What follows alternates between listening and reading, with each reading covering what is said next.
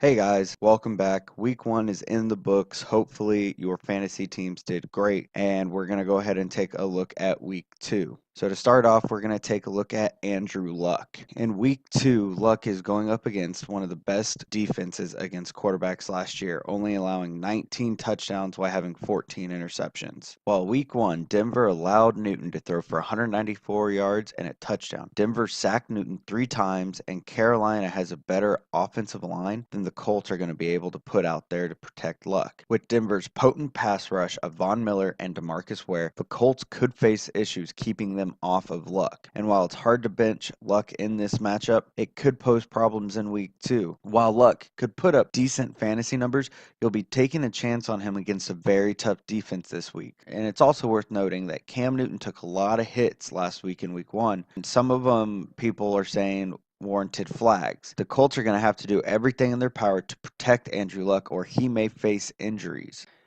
Alshon Jeffrey. In Week 1, Jeffries was targeted 6 times and had 4 receptions for 105 yards. And in Week 2, he's going up against an Eagles defense that gave up the second most points to wide receivers last season, and allowed RG3 to throw for 190 yards and let a rookie average 34 yards a reception. While this matchup is favorable for Jeffries, he still has Cutler as his quarterback. And while Week 1 he had 216 yards and a TD, he also had 1 interception and was sacked 5 times. Jeffries will get his targets, but he's always going to have Cutler being a hindrance on his potential each week. AJ Green. Week 2 will see Green go up against one of the worst pass defenses of last year, ranking 30th. Green was targeted 13 times, hauling in 12 for 180 yards and a touchdown. Green is also Dalton's go-to receiver this year with the absence of Sanu and Jones. Green is going to see more targets come his way this year because he's the only trustworthy wide receiver the Bengals have, so expect a high amount of targets to head his way. Combining these two things, plus Pittsburgh's struggles against wide receivers and Green's high targets, he could have another great week this week. Philip Rivers.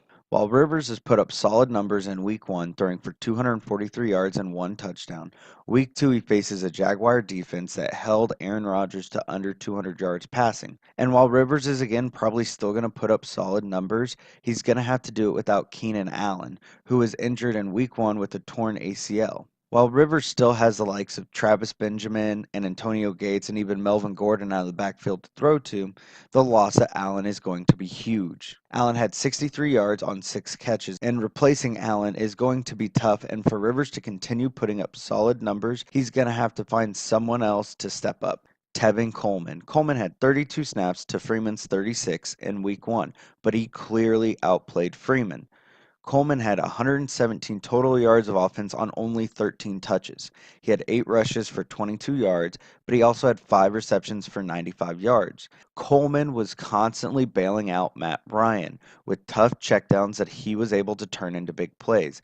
And while Freeman will probably start, it's worth considering playing Coleman as a flex if you have no one else. Atlanta will go with the hot hand in the running back rotation, and Coleman will have to continue to show his value if he's to be started over Freeman. Another good game could come from Coleman in Week 2 against a Raiders defense that, while it only allowed 200-yard rushers last year, has allowed the 7th most receptions to running backs. All right, guys, last but not least is Spencer Ware. Now, we talked about Spencer Ware in Week 1. And while he does have a tough matchup against a Houston defense that held Jeremy Langford to 57 yards on 17 attempts, Ware has shown to be an important part of the Chiefs' offense, accounting for 70 yards rushing and 129 yards receiving. While Jamal Charles may return this week, Ware is still going to see action because the Chiefs want to protect Charles. Ware is a multi-tool running back who can help both the running and passing game. Even though he faces this tough Week 2 matchup, the Chiefs are going to find ways to use Spencer Ware similar to how it was in Week 1, and he could have good numbers in both receiving and rushing again. Okay, guys, that's our preview for Week 2 in the NFL. Drop a comment, like, subscribe. Let us know what you guys think of these videos, and best of luck to your fantasy team this week.